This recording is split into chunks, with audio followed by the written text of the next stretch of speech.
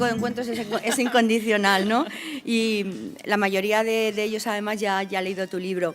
Yo decía que Reyes desde pequeñita ya le gustaba leer y le gustaba escribir.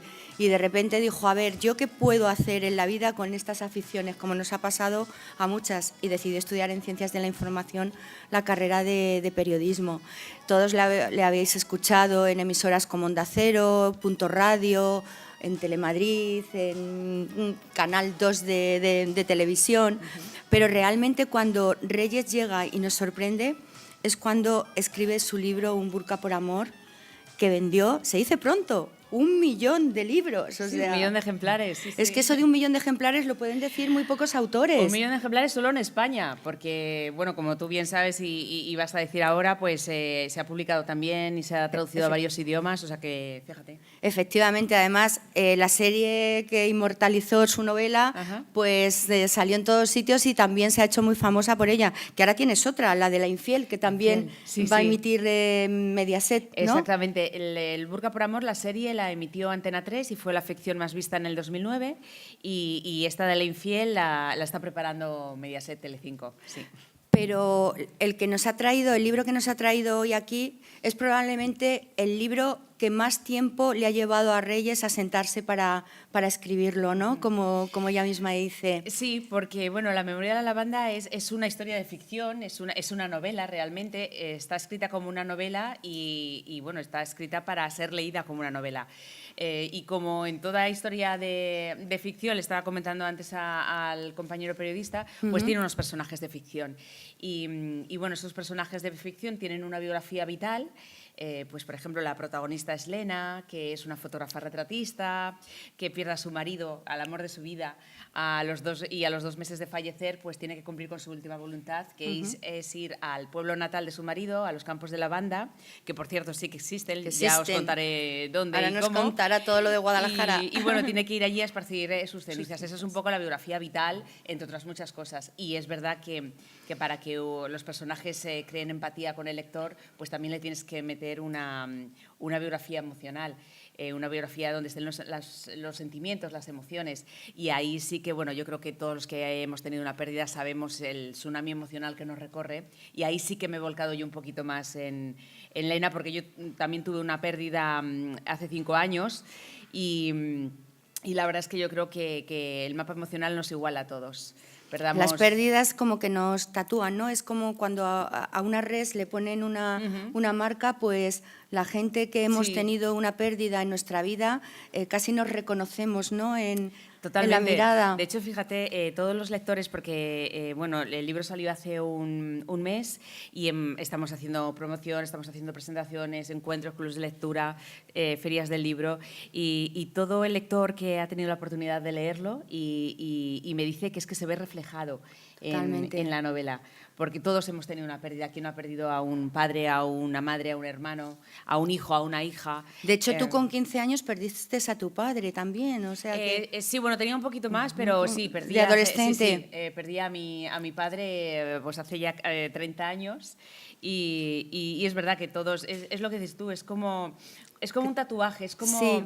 Yo siempre digo, cuando me preguntan, ¿cuándo se supera una pérdida? Yo siempre digo, nunca se superan, se sobrellevan. Es como cuando nos hacemos una herida en la piel y bueno, pues se nos cierra, se nos cura, pero la cicatriz queda para siempre. Pues eso pasa con las pérdidas. De hecho, hablas de ese renacer de los existencialistas, como dice Camus, ¿no? Que realmente nos edificamos, ¿no? en esa salida, pero ya nunca volvemos a ser los mismos tampoco. Somos como los autómatas sensoriales de los que... Sí. ¿Verdad? Yo creo que de todas maneras eso es parte de la evolución de la vida de una persona. Mañana no volveremos a ser como hoy seguro, porque hemos vivido más, hemos encontrado nueva gente, hemos tenido nuevas sensaciones, hemos tenido nuevas experiencias y yo creo que la vida de toda persona es una eterna evolución. Hasta el último día estamos un poco mudando de vida. Y hombre, lo que pasa que lógicamente con la muerte de un ser querido, con alguien que, pues en el caso de Elena, la protagonista, pues es el amor de su vida, es su marido. Es su marido. Pero pues, ¿cómo no vas a recordar casi a diario si el que fallece es un hijo, un padre, una madre, o un hermano, o un amigo íntimo. Eso es imposible no recordarlo. Es imposible que no te cambie la vida a partir de un acontecimiento como ese.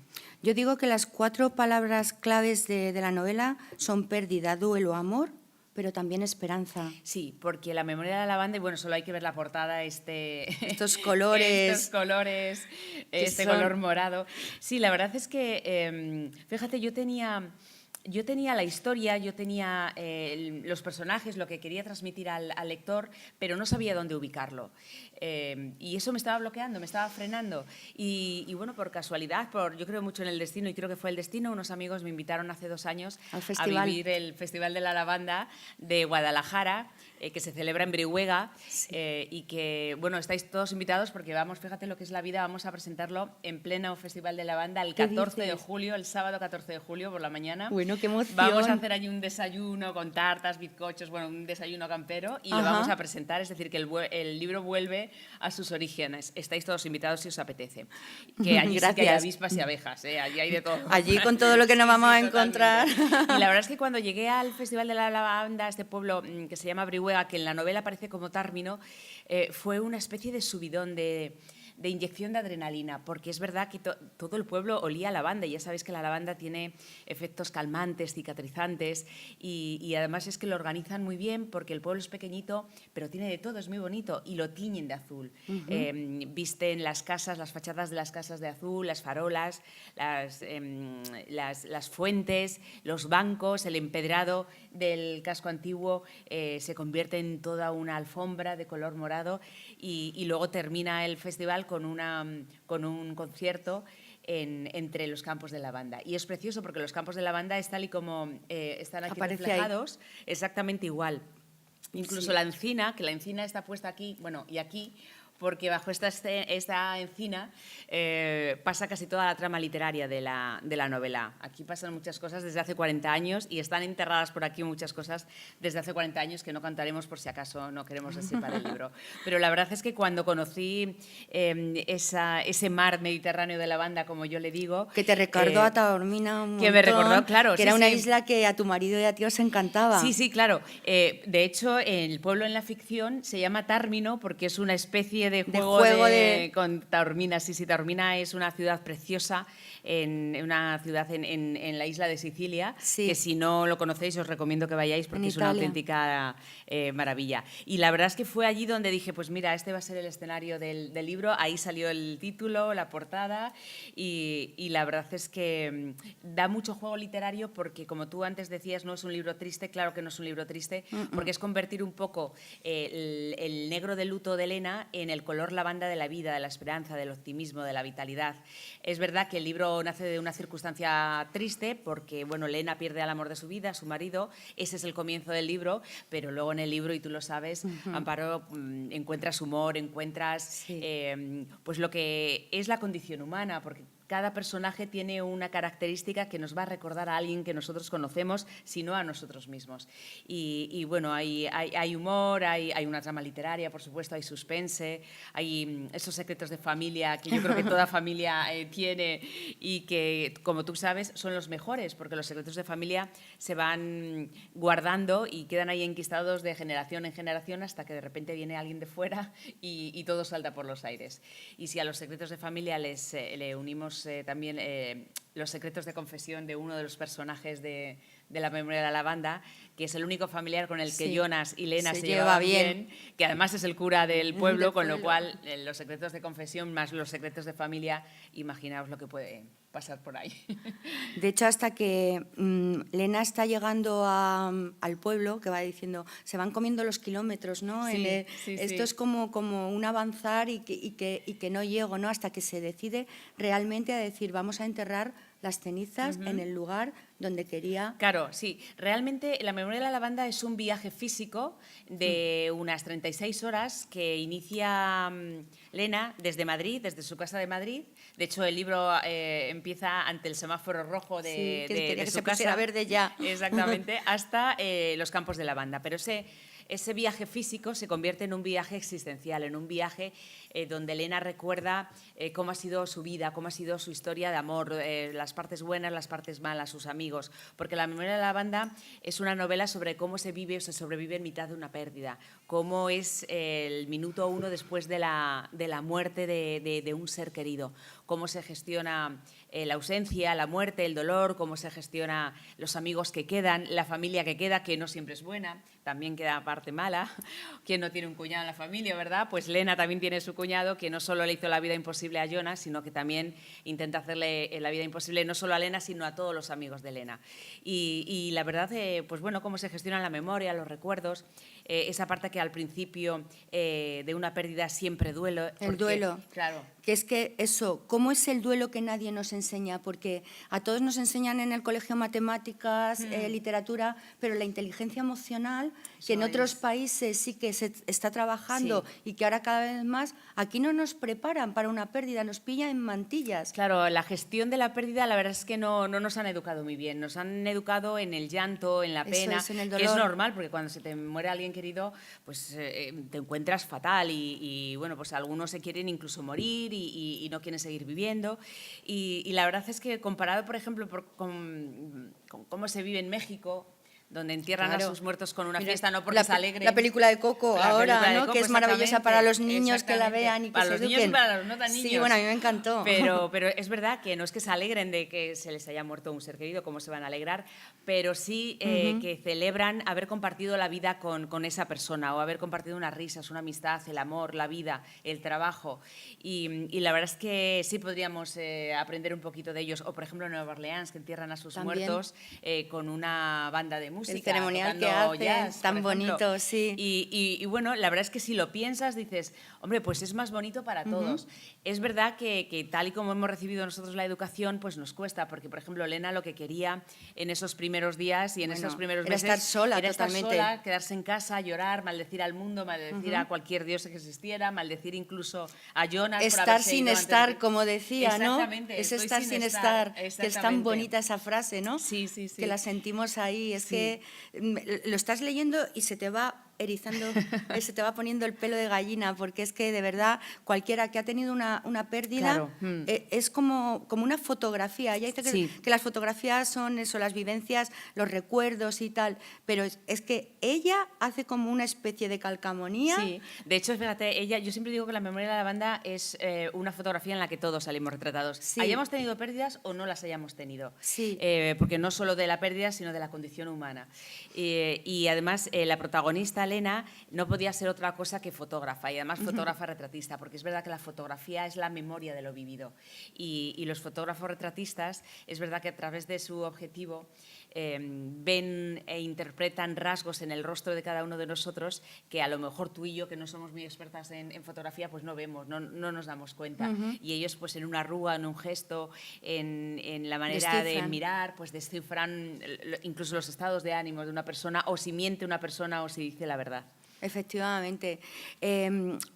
Yo no sé si hay una serie de rituales que nunca se sabe si son buenos o son malos, pero es que los lleva Lena y cualquier ser humano que le ocurre, ¿no? Coger la ropa y olerla de tu ser querido, no borrar el teléfono en la lista porque en tu móvil es como si siguiese todavía vivo. Hay esos pequeños detalles que marcan la diferencia, como en toda buena fotografía. Es balsámico en el fondo, ¿no? Sí, la verdad es que al principio, cuando hablábamos de cómo se gestiona una pérdida y todo el mundo que de repente aparece ante ti, pues la verdad es que bueno, pues esos pequeños detalles, yo creo que nos hayamos perdido al ser querido que hayamos perdido, yo creo que todos reaccionamos igual. Es verdad que al principio de la pérdida, pues la memoria y los recuerdos duelen, pero luego con la perspectiva del tiempo, esa memoria, esos recuerdos, esos pequeños detalles que marcan la diferencia son balsámicos, son lenitivos, son lo que van a ser la gasolina para seguir adelante. Por ejemplo, cuando hablo de memoria, hablo de recuerdos, pues lo que tú has comentado, Lena no sabe si poner o quitar una fotografía, si solo ver la fotografía de Jonas le va a hacer daño, porque claro, le va a recordar que ya no está, o el contacto del móvil, si lo borra o no lo borra, ya lo entiende como una traición, o sea que porque ya no esté físicamente conmigo, ya lo borro porque ya deja de existir, O, por ejemplo, cuando hemos perdido a alguien muy querido, tenemos que vencer el miedo a volver a los lugares donde hemos sido feliz con él o con ella. O ir a los restaurantes, o ir a los hoteles, ir a las playas, ir a cualquier sitio que hemos ido con esa persona que ya no está. Eso decía el marido de Elena, que decía que no vuelvas a los lugares donde has sido feliz. Que no es conveniente volver a los lugares que has sido feliz por si acaso no eres tan feliz y se te estropea el recuerdo. Ese recuerdo que lo has inmortalizado y que quizá lo has hecho más grande con el tiempo, porque los recuerdos somos proclives a engordarlos, ¿no? A enmarcarlos todavía. Sobre todo los buenos. La verdad es que sí. A edificarlos. Esos días que pesan toneladas y que tú guardes ese recuerdo para ti, te hace vivir ese día, ¿no? Claro, es como te decía, la gasolina que te ayuda a seguir adelante. Y además yo soy muy partidaria de cuidar la memoria, porque la memoria es nuestra particular fábrica de recuerdos. Y gracias a la memoria, por ejemplo, en el libro también aparece el tema del Alzheimer, porque Jonas, su madre tenía Alzheimer. Y Jonas, cada vez que iba a ver a su madre, salía destrozado, porque claro, veía que la persona que más le había querido y que le había dado la vida no le reconocía. O sea, se le había borrado la memoria, ya no tenía esa memoria, ese pasado, esa historia.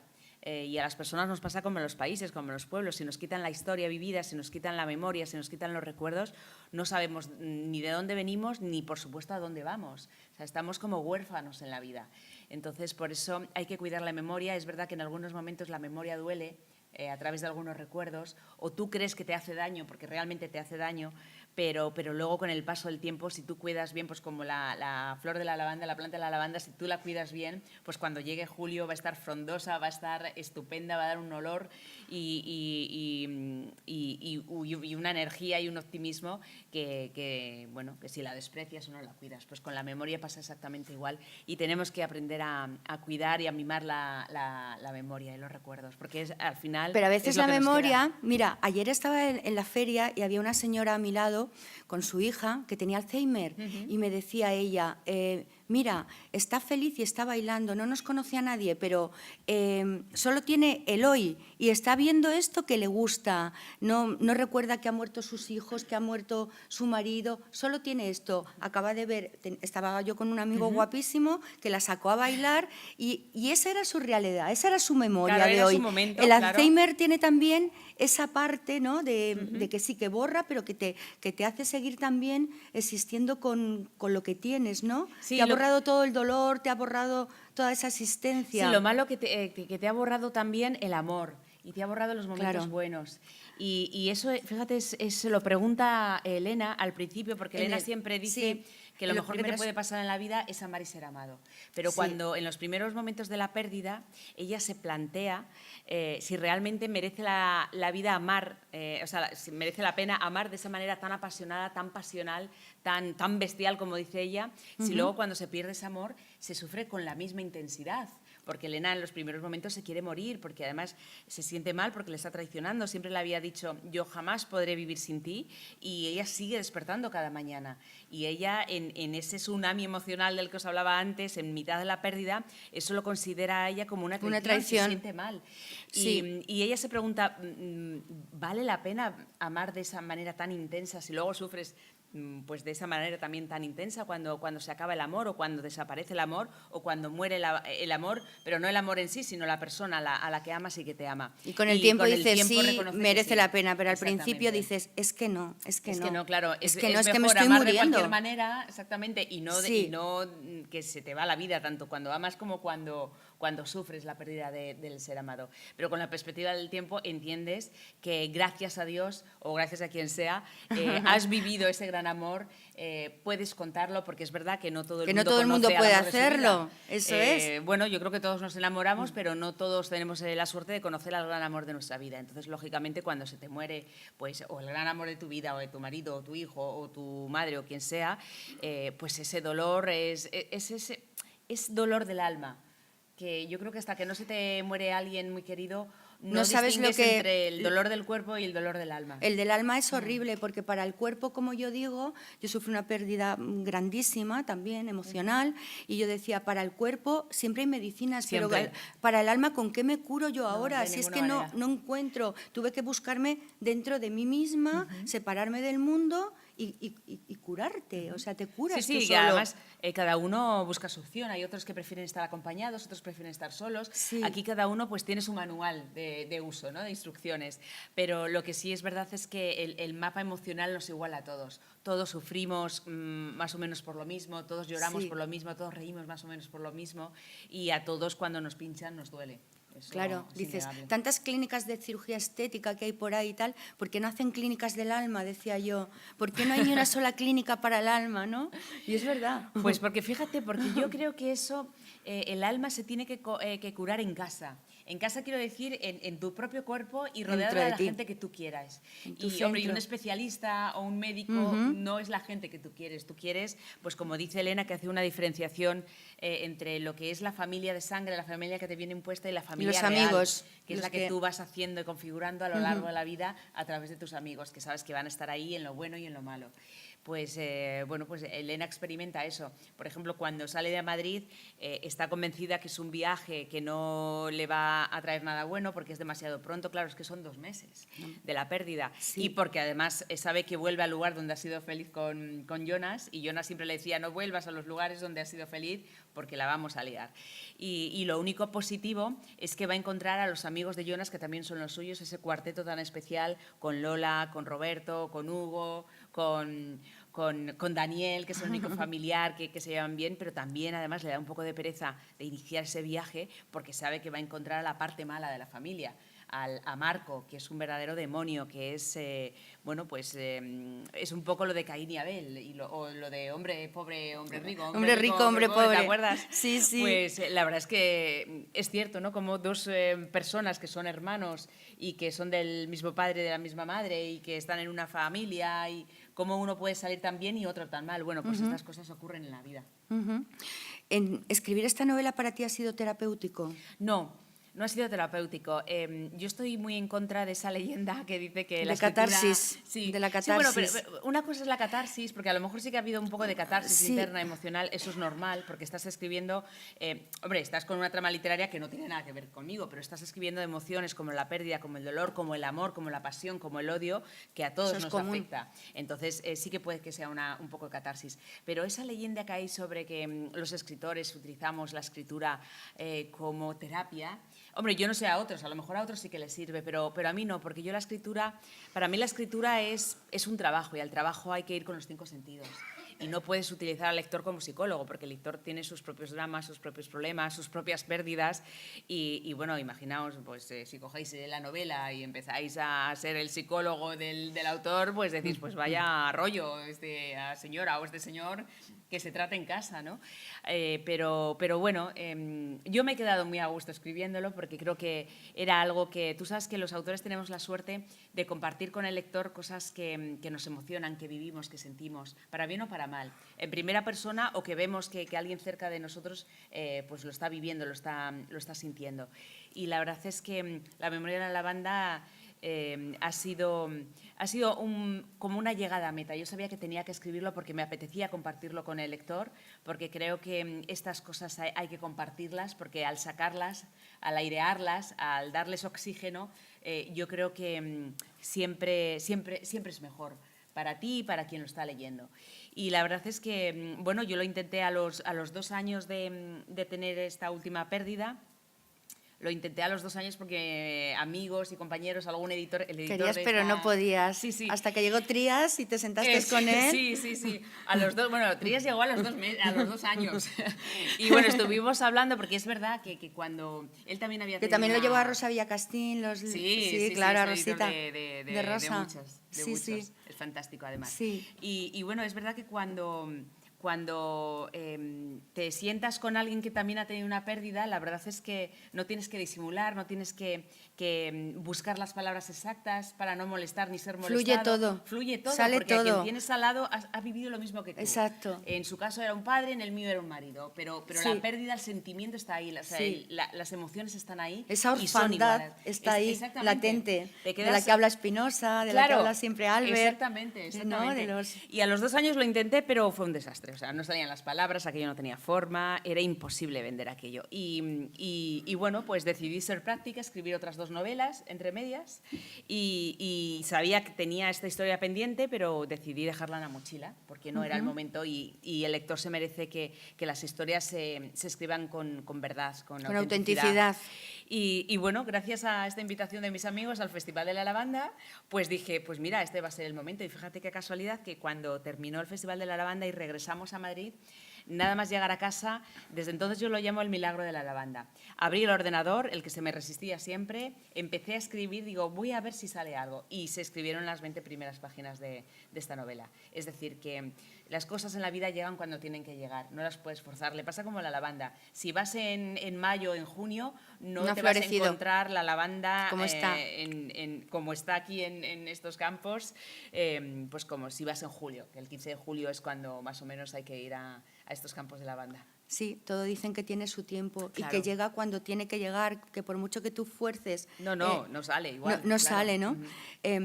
Yo tuve también aquí a Rosa Montero, sí, y hasta cierto punto me recordaba tu libro a La ridícula manera de no volver a verte, ¿no? La ridícula idea de no volver a verte, ¿no? Sí, sí. Que también lo escribió a su marido cuando Rosa lo... Sí, sí, fíjate, a lo mejor lo de Rosa sí que fue una catarsis más, porque sí, en ella sí. Yo he utilizado la ficción, yo he utilizado la novela, no solo para hablar de ese mapa emocional que queda cuando pierdas a una persona, sino también pues ofrecer una novela al lector, porque, insisto, los que no han tenido una pérdida pueden disfrutar de una novela sobre la vida, sobre el amor, sobre la pasión, sobre la muerte, sobre la traición, sobre las venganzas, sobre la condición humana, en definitiva.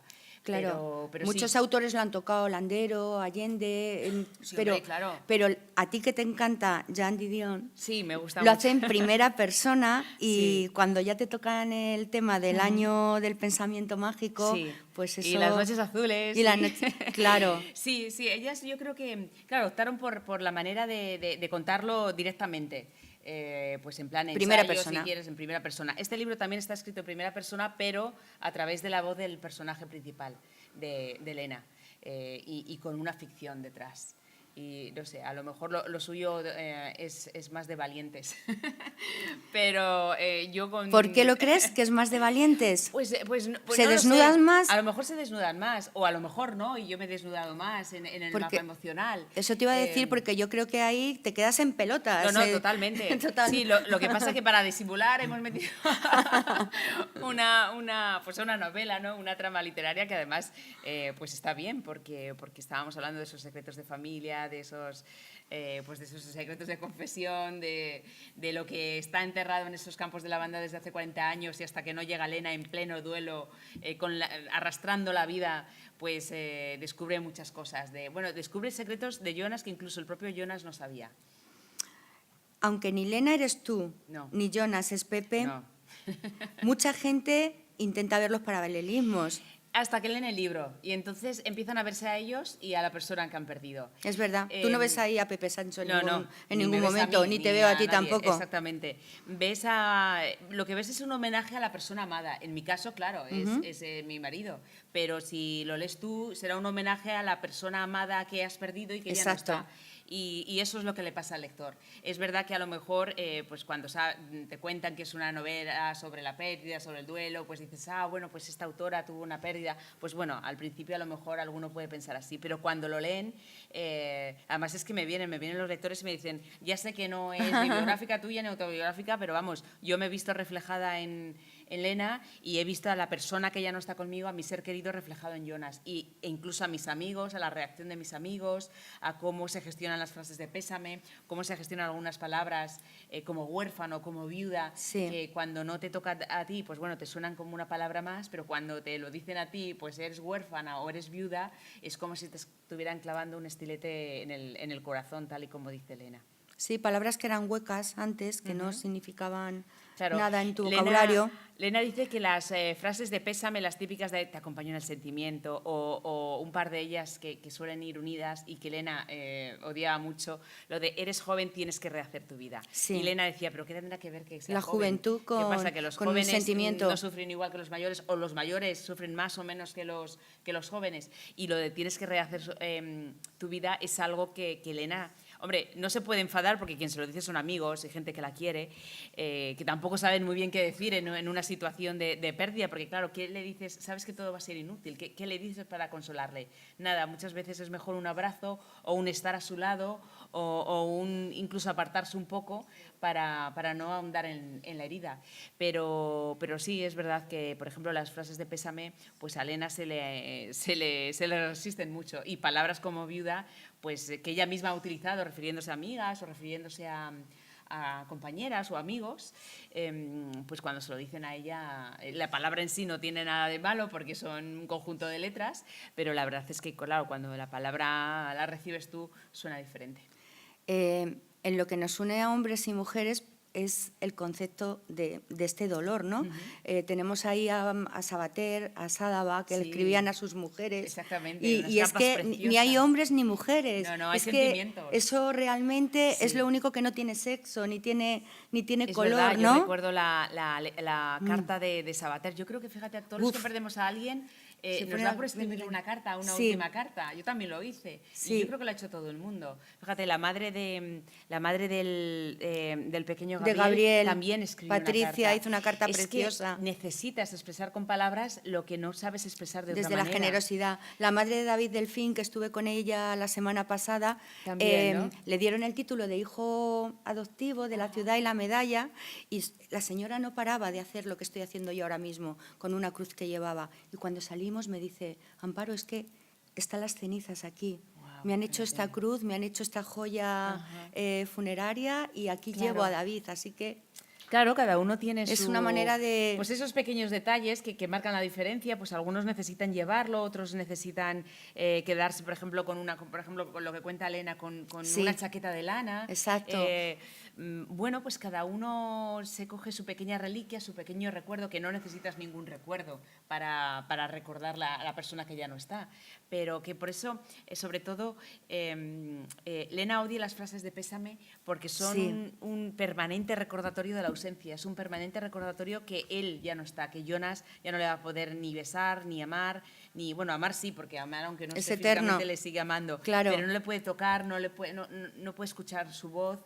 Y claro, pues oye, cada uno se consuela, pues la madre de David, al fin, como me dices, pues con su pequeña reliquia y que ahí encuentra el consuelo, que a la gente de fuera a lo mejor le puede parecer una tontería, pero a ella no. Claro, desde fuera decían, qué religiosa esta mujer todo el tiempo besando la cruz. Pues fíjate, no, es que era su hijo. Es que era como ahí, llevarlo... Hay gente que va al cementerio y que le pone las flores a sus seres queridos, otros van al mar y tiran unos pétalos de rosa, las cenizas. Claro, y otros pues quieren poner una foto grande y enorme en casa para verle o para verla. Pero que lo positivo de todo eso es que en esas pérdidas, mientras se tienen a esas personas en el recuerdo, nunca mueren. No, claro, están vivas. Lo que pasa que es verdad que en los primeros momentos de la pérdida a ti eso no te vale, porque tú lo que quieres es tocarle, hablarle, escuchar su risa, pero luego, bueno, pues con el paso del tiempo te vas dando cuenta que tienes una mochila de emociones y de recuerdos y de memoria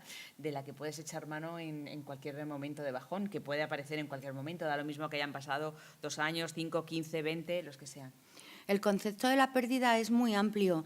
En este caso, en tu novela, está una persona que se va. Pero ¿y cuando la pérdida se produce en vida? Es decir, el amor de tu vida se va y tú lo sigues viendo a diario pasando por la puerta de tu casa y dices, está ahí, no le puedo tocar, besar, y encima su recuerdo se va deteriorando no de la misma manera, porque si se mueren, yo, por ejemplo, me ocurrió algo parecido. Aquí todos estamos desnudando hoy el alma, ¿no? Pero yo siempre decía, si hubiera fallecido hubiera sido diferente, porque sé que ya no le iba a volver a ver, pero es que está aquí. Claro. Y entonces, ¿cómo te curas de eso? Oh, eso es una muy buena pregunta. Bueno, hombre, porque sale del alma. Dicen que las mejores preguntas son las que salen del alma, es verdad. Pues la verdad es que a eso no tengo pregunta porque yo no he vivido eso. Entonces, es un campo muy delicado que yo creo que sí que tienes que vivir para poder pensar cómo se reaccionaría ante ese momento. Aunque yo creo que por muy preparado que estés, hasta que no lo vives y no estás ahí, no sabes cómo vas a reaccionar. Es igual que cuando se te muere alguien querido, aunque tú sepas que se va a morir porque está, por ejemplo, enfermo, hasta que no sucede y se le entierra y al día siguiente sigues con la vida, no sabes lo que realmente significa esa pérdida. Es como al principio de la novela que dice, él no lloraba y yo me vine abajo y me derrumbé y dije, voy a llorar un día, solo este día, me lo voy a permitir. Sí, porque la novela empieza cuando, claro, a Jonas le dan, Jonas que era un cardiólogo de prestigio, o sea, que era médico, pues un compañero suyo le da la noticia de que tiene cáncer. Y bueno, dice que hay que luchar, que hay condiciones, pero bueno, ninguno de los dos son tontos, sobre todo él que tiene un conocimiento y sabe que aquello se acaba. Entonces, es verdad, esto suele pasar bastante con los enfermos en general, pero con los enfermos de cáncer, que yo creo que todos tenemos algún enfermo en nuestro círculo más íntimo, son mucho más fuertes que los que estamos alrededor. Porque es verdad que Elena, por ejemplo, cuando recibe la noticia, se cae y empieza a llorar porque sabe que así empezó con el tema de su padre y bueno, es aquello de otra vez voy a tener que pasar por esto otra vez. Dolor. Y sin embargo Jonas reacciona pues de una manera fuerte, de decir, pues bueno, vale, nos ha tocado esto, pues vamos a vivir, mientras que nos quede vida, pues nos quedará esperanza. Y es verdad que la fortaleza que tienen algunas personas enfermas es increíble, que yo creo que eso es lo que les hace seguir adelante muchas veces. Y la mayoría de las veces curarse, claro. Exactamente. Otras veces no, porque bueno, pues viene la cosa demasiado mal y cada cuerpo es un mundo. Pero bueno, esa fuerza yo creo que va en la naturaleza humana. Cuando yo tengo una amiga que siempre me dice que no nos mande quien sea todo lo que somos capaces de soportar, porque lo soportaremos. Y es cierto, que no nos lo manden eso que decimos, uy, a mí esto no si me quedara sin el trabajo, yo me moría. Pues a lo mejor no. O si a mí me mandara quien sea esta enfermedad, no podría. Pues podrías, como puede todo el mundo. Perdona, es que ahora después doy paso, es que es la primera vez que viene a Encuentros, ahora después doy paso y vosotros sois los periodistas y termino, ahora después de preguntar. ¿Te la apuntas? Sí, sí que es verdad. Es como una lección, ¿no? Pero hay momentos en los que no hay nada para poder aferrarse, para salir de ese dolor. No es que no haya nada, es que tú no lo ves. Estás demasiado cegada o cegado por el dolor, por el miedo a la soledad, por el miedo a no volver a ver a esa persona que ya no está, por el bofetón que te ha dado la vida. Estás como anestesiado de vida y de emociones y de sentimientos, se anulan tus 5 sentidos. Y cuando ya pasa un tiempo que cada uno es el que necesita, o sea, no se puede hablar de tiempos, al menos con exactitud, pues ya empiezas a ver que claro que hay donde aferrarte. Lo que pasa que con el primer golpe no te das cuenta, no sabes ni cómo reaccionar. Es como cuando te das pues, realmente un golpe, por ejemplo, con el coche, en ese momento pues estás como en shock. No sabes si te has roto una pierna, si has salido disparada, si estás en shock y estás intentando entender qué es lo que ha pasado. Y por eso muchas veces no sabes o tú crees que ese túnel largo y negro y oscuro por el que estás caminando, tú crees que no va a tener luz al final del túnel. Y con la perspectiva del tiempo sabes que la luz aparece. Y con esa perspectiva del tiempo también vemos como ayer le decía a Susana Griso que, bueno, estoy en Espejo Público y ahora le he hecho una entrevista yo a ella, ¿no? Y decía, una pérdida que tuvo muy grande fue la de su madre, que la echó mucho de menos en los premios Onda, ahora cuando los dieron. Pero es que ahora va a tener... La vida le ha traído a una Susanita alta y delgada como ella, ¿no? que la tiene ahí y que irá a recoger el premio con ella la próxima vez. O sea, que yo creo que la vida es generosa si sabemos verla. Nos quita por un lado, pero nos da por otro.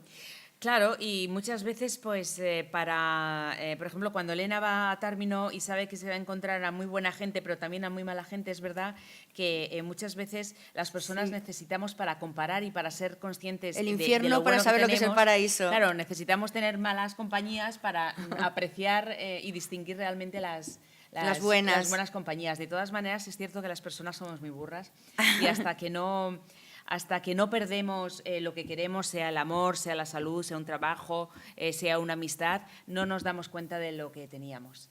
no lo valoramos lo suficiente.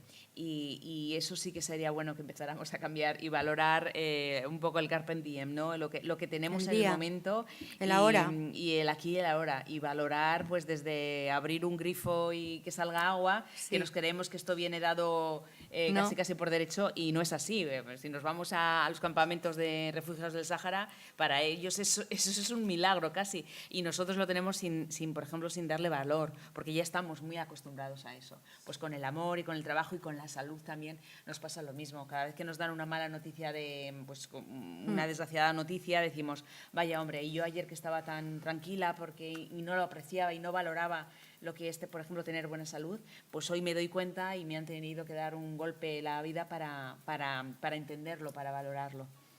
¿Qué te ha sido a ti lo más difícil para recordar, Reyes? Para recordar, no ha sido nada difícil. Lo que es difícil es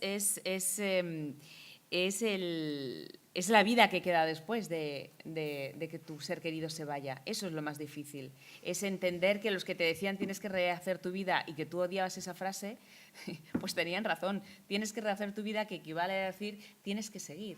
O sea, tienes que seguir respirando, tienes que seguir reinventarte. Planes de futuro, tienes que, por ejemplo, en los primeros momentos de la pérdida es cuando más preguntas te haces y no encuentras ninguna respuesta. Luego las respuestas vienen después. ¿Por qué a ti? Sí, eso tan absurdo que nos preguntamos siempre, ¿y por qué me ha pasado esto a mí y no a otros? Es absurdo. O sea, no siempre le va a pasar las cosas a otros, ¿no? Muchas veces nos pasa a nosotros. Y Lena, por ejemplo, al principio de la pérdida, de perder a Jonas, pues se preguntaba, ¿volveré a reír? Pues estaba convencida que no volvería jamás a reír. Volveré a hacer fotografías, que era su gran pasión. Volveré a los lugares donde he sido feliz con él. Volveré a los restaurantes. Volveré a interesarme por las cosas que antes me interesaban. Y al principio no aparecen esas respuestas, y si aparecen son bastante negativas, pero luego con el paso del tiempo pues vuelves a reír sin darte cuenta, vuelves a hacer planes de futuro, porque antes comentaba que La memoria de la lavanda es un viaje existencial y físico de 36 horas, pero luego hay un salto de 3 años para saber qué ha pasado con esos personajes, qué ha pasado con Lena, qué ha pasado con sus amigos, qué ha pasado con el familiar que odiaba, qué ha pasado con la vida después de la muerte. Y Lena tiene una frase que a mí me gusta mucho, que es que a los 3 años le regresaron los domingos. Un poco eso es precioso. El sentido de, bueno, todos sabemos que cuando no tenemos problemas, por ejemplo, llegamos al domingo por la tarde y decimos, mañana otra vez, la vida normal, volver a trabajar, vaya rollo con lo bien que se está en fin de semana. Bueno, pues eso es un poco la normalización de la vida, ¿no? Los domingos por la tarde. Y cuando a Lena le regresan los domingos, es cuando empieza un poco a respirar. A ti no es que te regresaran los domingos, aparecieron los domingos y lo escribiste incluso en tu agenda, ¿no? O sea, conociste al amor de tu vida y lo supiste ese día que estabas en el teatro en Mérida viendo una obra. ¿Cómo se sabe eso? No lo sé, se sabe. Es como cuando de repente te vuelve la risa después de perder a alguien muy amado. ¿Y cómo se vuelve? No lo sé, un día aparece y lo ves y sabes. Y a mí era la primera vez que me pasaba. Esto es otro debate, si solo hay un amor de tu vida o hay varios. Yo creo que solo hay un gran solo amor uno. Yo también soy partidaria. Si no, no se llamaría el amor de tu vida. Además, ¿no? De verdad. Pero yo creo que esas cosas se notan, se sienten. No hay igual que, por ejemplo, Elena dice que no hay que le da mucha rabia, por ejemplo, cuando entraba en Google, tecleaba duelo y aparecían 300.000 expertos diciendo las fases del duelo son A, B, C, D. Definirla no hay y definición. Ella decía, pues a mí no me ha pasado nada de esto. Y estoy en pleno duelo, o sea, que ya me contaréis. Pues con lo otro exactamente igual. Sucede y te das cuenta. Sucede que... Es casi extrasensorial, ¿no? Sí, es exactamente. No es racional, es emocional, con lo cual no hay manera de explicarlo. Solo se puede vivir, solo se puede sentir, solo te puedes emocionar. Y bueno, te das cuenta, no me preguntes cómo. Bueno, es que a mí me ha pasado también, ¿no? ¿Ah, o sí? sea, ¿Y cómo te diste cuenta? Pues abrí la puerta y vino a curar a mi perro y supe que era él. Supe que era él. Es que casi como en las películas, vi como, ¿sabes? Esa coronita que tienen arriba que salía como, lo cuenta así, pero es que me ocurrió. Fue el amor de Claro. mi vida, o sea, y aunque haya pasado, Y lo supiste. seguirá siendo, y lo supe. Y ya está. Sí, Y dije, no, con este nadie hombre te me voy a casar. advirtió, ni nadie te... Efectivamente. Ni dijiste, vamos a sentarnos para... No, no, Claro, sabías que pero era- no sé si es algo generalizado que le ocurre así a todo el mundo, por eso te preguntaba. Yo sí lo supe, igual que ya no me valen sucedáneos, porque una vez que conoces lo que es el amor de verdad, ya no te valen sucedáneos, no cuesta, te ¿no? puedes engañar después, a Ya, posteriori, ¿no? claro. Lo distingues en la distancia, pues me imagino que te Claro, pasa a lo ti también. sabes, esas cosas pues surgen sin más y de repente pasan y son cosas que no controlas. Es como, por ejemplo, el respirar. Nosotros respiramos, Sí. o el parpadear. Respiramos, parpadeamos sin darnos cuenta de lo que requiere el respirar y el parpadear. O sea, nosotros estamos parpadeando y no nos damos ni siquiera cuenta. Pues yo creo que pasa un poquito eso. A ti me imagino que después, cuando no está el amor, están tus grandes amigos, que son ese placebo también, ¿no? Sí, hombre, claro, y que está la están ahí, memoria, y está están el ahí, que te lo amor, claro. recuerdan además. Sí, sí, claro. Tienes a ese Valentín Paredes que Sí, te mandaba por esta ejemplo, mañana, no, qué no, lindo, ¿no? sí, sí. Que has tenido No, hombre, amigos ahí. Hay amigos, es verdad, por ejemplo, Elena dice en la novela que se dan tanto los afectos como los odios. Exacto. Y es verdad.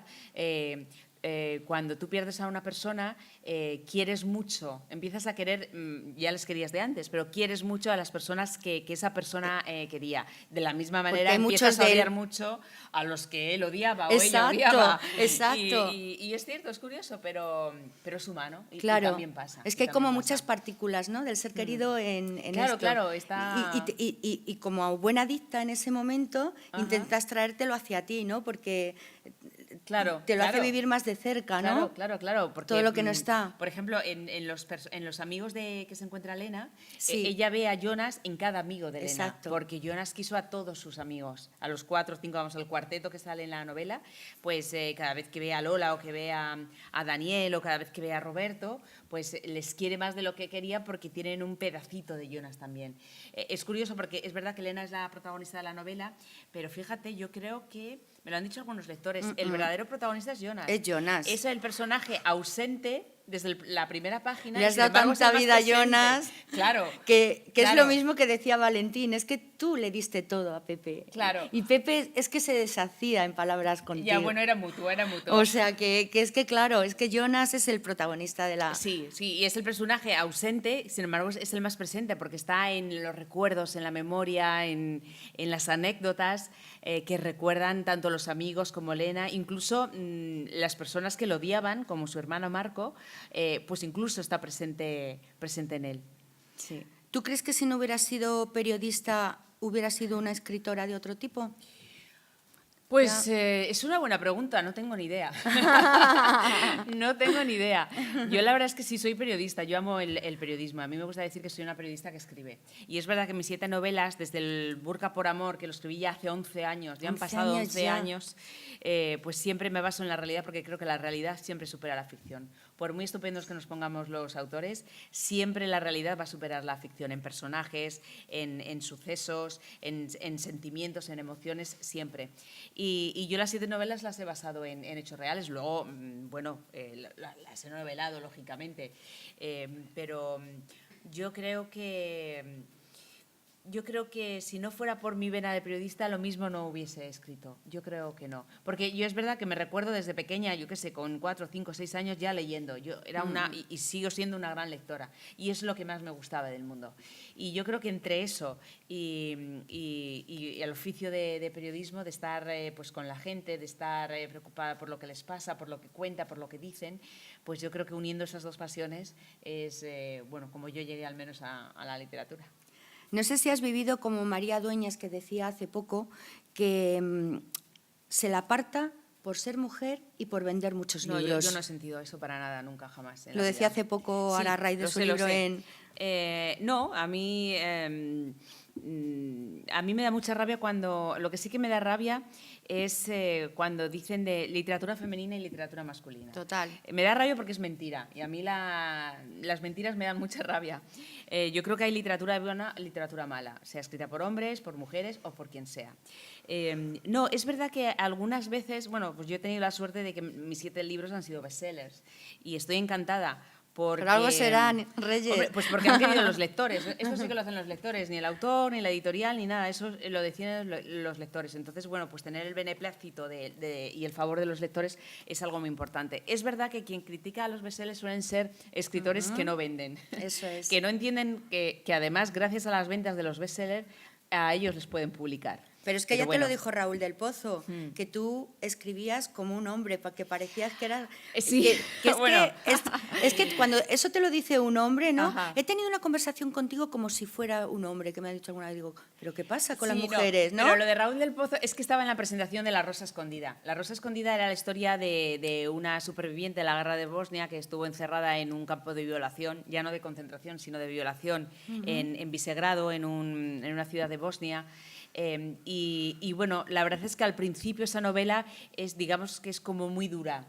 Y Raúl se refería a eso, era en plan piropo, porque claro, eran unas descripciones muy duras que, bueno, a lo mejor pues alguien piensa que las mujeres no son muy partidarias de novelar con tanto realismo, con tanto crudeza, y yo creo que, bueno, hombre, en un campo de violación o de concentración yo creo que la crudeza es necesaria para contar lo que pasó. Pero lo que te comentaba de los bestsellers, yo estoy encantada. Y es que además, por ejemplo, es que El Quijote es un bestseller. Por ejemplo. La familia Pascual Duarte es un bestseller. Es que Doctor Cibago es un bestseller. Entonces, si hay gente que dice que no lee bestsellers, fíjate todo lo que se pierde. La Biblia es un bestseller, el Corán es un bestseller. Es decir, que despreciar a alguien porque vende mucho es tan absurdo que no sé ni por qué hablamos de ello. Efectivamente, se llama eso. Hay una palabra por ahí que dicen que se llama envidia y esas cosas, ¿no? Bueno, pues, que podemos definir. Es como quien dice, uy, esa es demasiado guapa, seguro que le huelen los pies. Pues vale, pues si te consuelas así, pues me parece muy bien. Pues sí, seguramente le huelen los pies, pero... Para ti la perra gorda, que pues decía si Imanol Arias siempre en Cuéntame, ¿no? Exactamente. Pues para ti la perra gorda, ¿no? Sí, sí, sí. Hay una ola nueva de feminismo. Nunca mejor ahora, que acabamos de estrenar 11 ministras y que, bueno, que parece que ha llegado un momento, ¿no?, de la eclosión de la mujer. Bueno, yo espero que no que sea algo simbólico. Yo espero que realmente es verdad que es una nueva ola. Nos quedamos en la tercera ola del feminismo. Yo creo que esta es una cuarta, siempre que no se quede en algo simbólico, siempre que no sea para la foto. De figurita. Sí. Siempre que no sea para... yo creo que el feminismo, para mí el feminismo es la igualdad entre el hombre y la mujer. Ya está. No es que el hombre esté por delante ni la mujer esté por delante. Es que bueno, haya una igualdad entre hombre y mujer por valía, por preparación, por lo que sea. Y yo creo que eso sí que tenemos que normalizarlo. Y si, por ejemplo, en este nuevo gobierno pues las personas más válidas serán 11 mujeres frente a 3 o 4 o no sé cuántos hombres, pues perfecto. Y cuando sea al contrario, pues también perfecto. Pero yo creo que todo esto que estamos viviendo desde, bueno, fíjate, desde el movimiento Me Too, claro, hasta pues la gran manifestación del 8 de marzo, que además la manifestación que sucedió en España de todas las calles llenas tomadas de mujeres de morado, y de hombres y de morado, sí, de morado.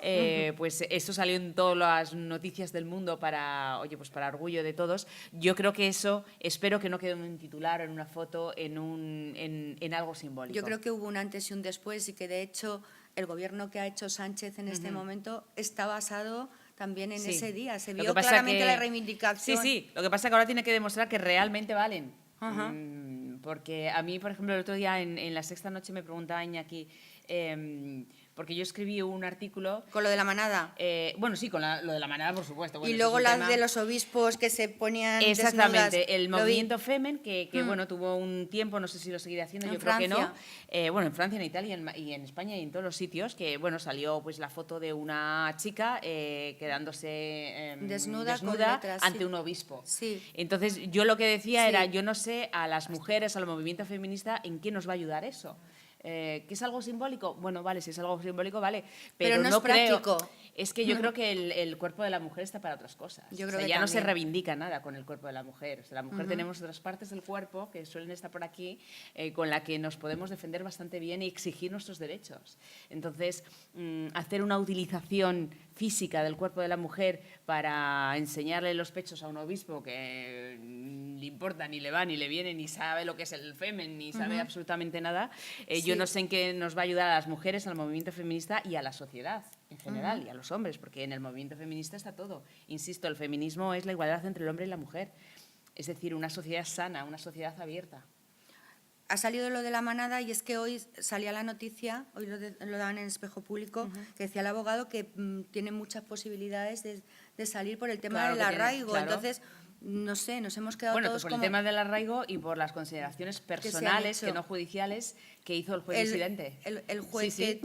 En fin, yo no he visto nada igual en mi vida, ni yo ni los que se dedican a esto de la judicatura, porque además es verdad que el juez, bueno, pues a la hora de hacer el alegato un poco jurídico, pues es verdad que con los artículos que tenemos de momento en el Código Penal, pues bueno, se podía tener esa postura, pero ya la exposición personal, esas cosas que decía, que si él veía que la mujer estaba disfrutando en su rostro, bueno, en fin. Bueno, unas bestialidades esas que cosas están fuera de lugar. Fuera de lugar, y totalmente. Más en un juez que tiene una responsabilidad que no tenemos, o un periodista, un bueno, fontanero, ¿cómo sería un para que hasta el mismo ministro de Justicia, Catalá, saliera en ese momento diciendo que es que este hombre no estaba bien? No, hombre, o sea, no, este hombre no está bien. Eso se puede decir. Está claro para que salga un mismo ministro. Sí. Yo creo que eso le ha hecho mucho daño, pero no no solo a la víctima, por supuesto, no solo a las mujeres, sino a toda la sociedad, a todas las personas normales.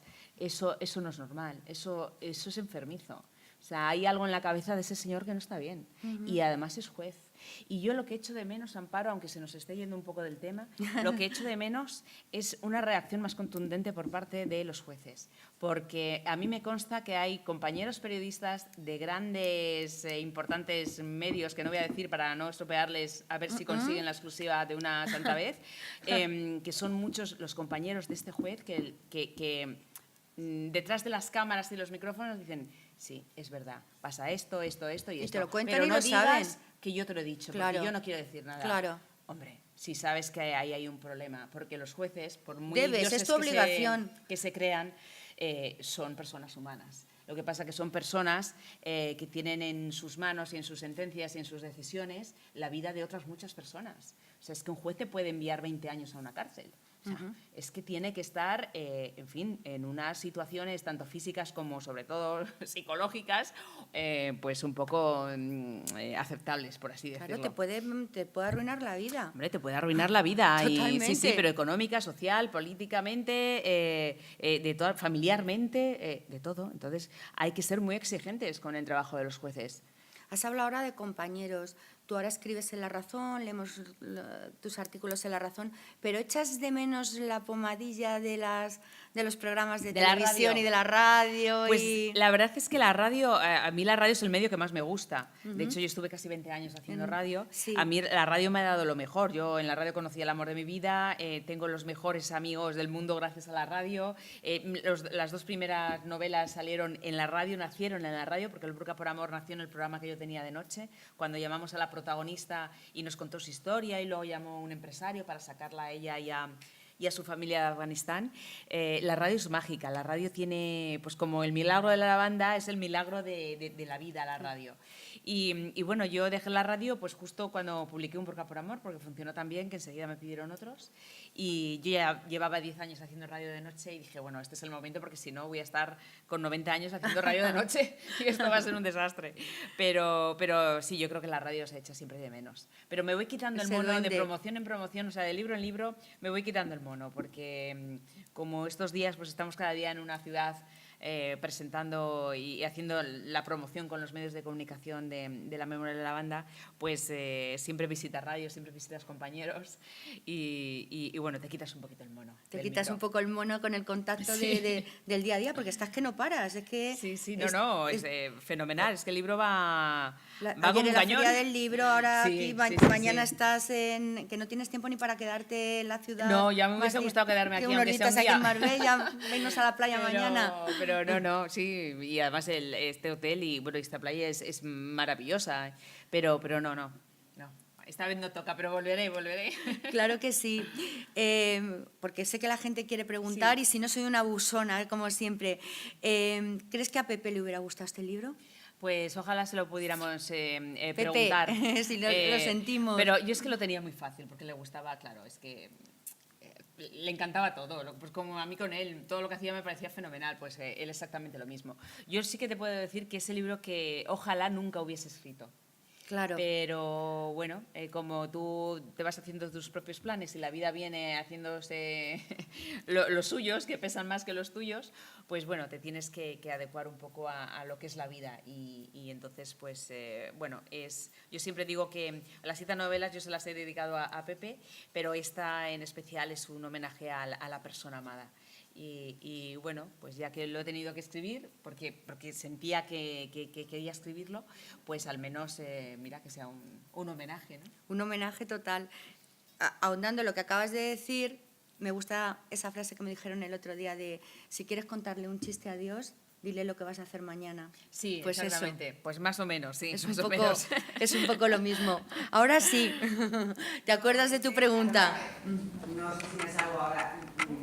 Hace años cayó en mis manos un libro que me dejó una amiga, me dejó varios libros, porque soy muy lectora, y me dejó varios libros. Entonces uno de ellos era del psiquiatra de Rojas Marcos. No, sí, de Vallejo. Vallejo Nájera. Y entonces ya le habían dicho que tenía páncreas, tenía cáncer de páncreas. Sí. Entonces, leer ese libro, que pegó un cambio en mi vida tremendo. Porque ese hombre hablaba en propia persona, lo escribía él, bueno, imagino que lo escribiría una persona y él estaba relatando. No había ni un reproche hacia nada. Todo era darle gracias a Dios de la mujer que había tenido. Que sí, que se iba a morir, pero que había tenido una mujer maravillosa, unos hijos maravillosos, una vida maravillosa, una profesión maravillosa, y solo tenía que darle gracias a Dios de esa vida que iba a tener. Que algún día se tenía que acabar y había llegado el momento. Entonces, esa es la idea. En ese momento, claro. ¿entiendes? Muchas veces dices, ay, qué desgraciada soy, que esto, que lo que... No, él no.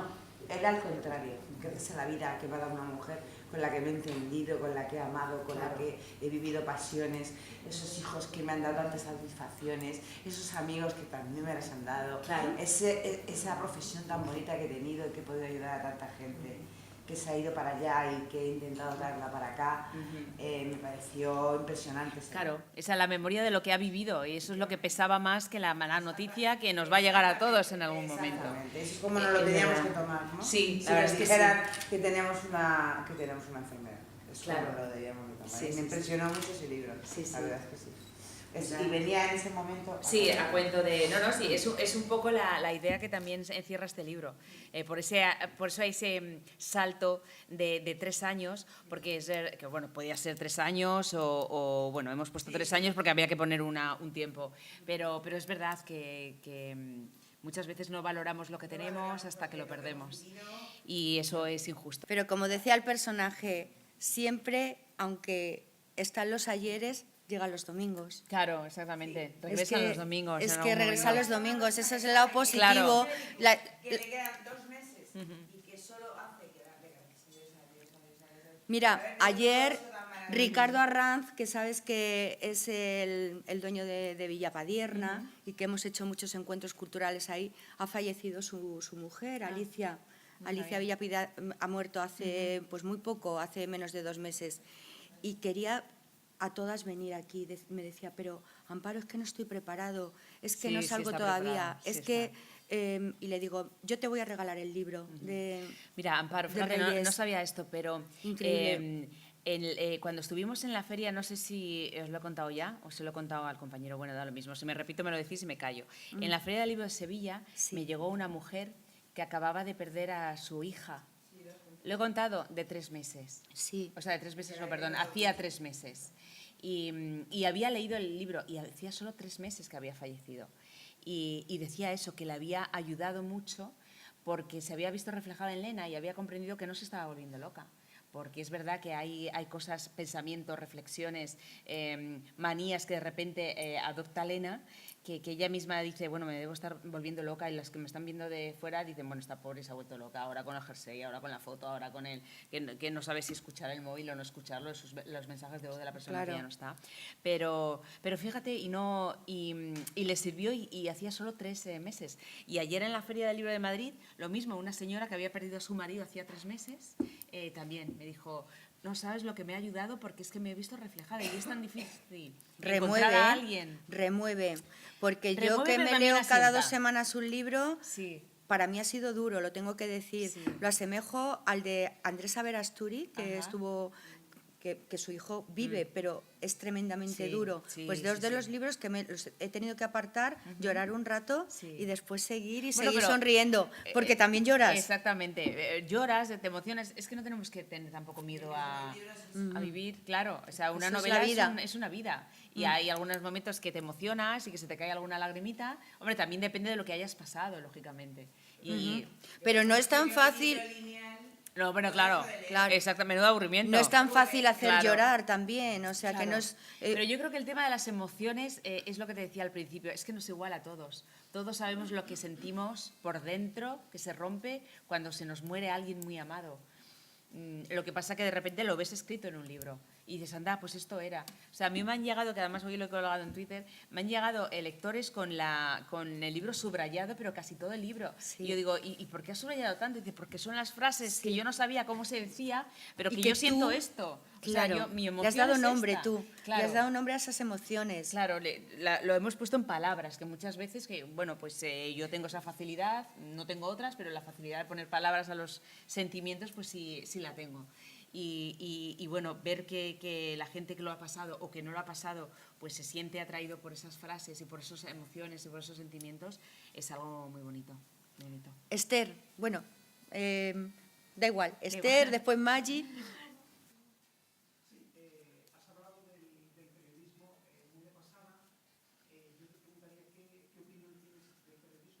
Que a mí me parece que es desolador el panorama que hay, empresas endeudadas, dependencia excesiva de la publicidad institucional, no hay periodismo de investigación, puesto que el periodismo de investigación es muy costoso, la investigación que hay son dosieres que manda el partido X o la empresa tal para cargarse a fulanito. Periodismo filtración. Me gustaría un poco, ¿qué opinas de si compartes este panorama tan desolador que yo veo, por un lado, y por otro, sobre Pepe Sancho, ¿qué opinas de ese periodismo canalla que se le hizo en su última etapa, que se dio a entender que él tenía un carácter fantástico y se vendió una imagen de él de que tenía un mal carácter? ¿Él qué te comentaba sobre eso? Bueno, pues lo que te puede comentar cualquiera. Yo creo que eso ya es que ni merece la pena comentarlo porque, bueno, eso yo creo que nos ha llevado a donde estamos ahora.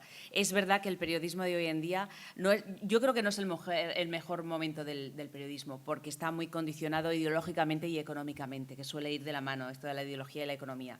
Es verdad que no existe el periodismo de investigación, primero porque no hay dinero para sustentarlo. Yo recuerdo cuando El Mundo tenía su equipo de investigación con Antonio Rubio, con Manolo Cerdán, y se podían tirar años detrás de una noticia. ¿Y qué pasa? Pues que descubrían, por ejemplo, a Luis Roldán en Francia, por ejemplo, pero eso no es un trabajo de un día para otro. Y hoy en día, las exclusivas de los grandes medios de comunicación, la mayoría, no todas, pues son filtraciones no solo de los partidos, no solo de las secretarias judiciales, o de los jueces, o de los abogados, o de la parte contraria incluso, o del fuego amigo, pero, no sé, yo creo que esto, espero que mejore, que vuelva a lo que siempre era el periodismo, algo tan sencillo como contrastar. Hoy en día no se contrastan las noticias. Hoy en día alguien lo ve en Twitter y lo publica y lo da por bueno.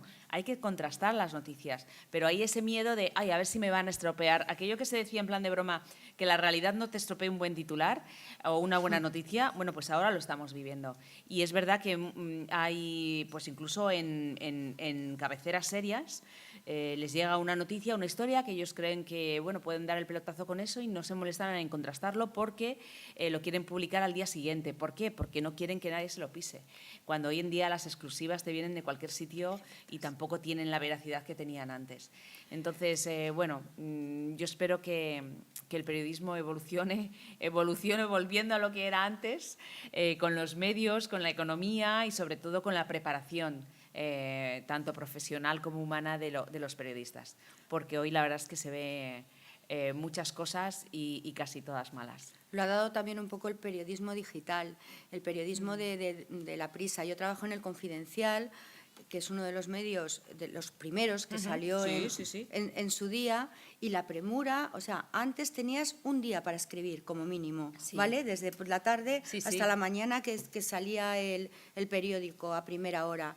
Ahora es la inmediatez, por la inmediatez. A ver quién da antes esas primeras 4 palabras. Y sobre todo que no se contrasta, o sea, que hoy en día un titular es que fulanito diga X cosa de menganito. Por ejemplo. Y tú pues pones de titular, fulanito dice que menganito es un pederasta. Pero, hombre, investiga a ver si es verdad, porque a fulanito se le ha podido ir la olla, le puede mover la envidia, le puede mover el odio, le puede mover cualquier cosa. Entonces, el periodismo es algo más. El periodismo tiene que ser, pues, contrastar una noticia, investigarla y no decirlo. Es que se han convertido muchas veces algunos medios en portavoces de...